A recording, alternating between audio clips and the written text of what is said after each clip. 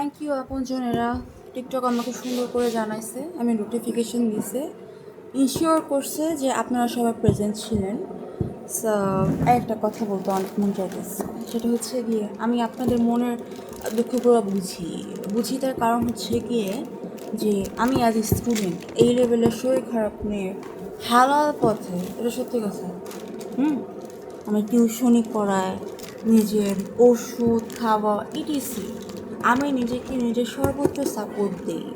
এই জন্য আপনাদের বুক কলিজা সব কিছু ফাইটে গেলেও আপনারা হচ্ছে সামনাসামনি এসে আমার উপর খবরদারি করতে পারেন না। আমি জানি এটা আপনাদেরকে অনেক কষ্ট দেয় মানসিক, হ্যাঁ, মানে এক্সট্রিম লেভেলের পেন আপনারা ফিল করেন, যার জন্য হয়তো রাতে আপনাদের ঘুম আসে না। বাট আই এম সরি, এখানে আমার কিছু করার নেই।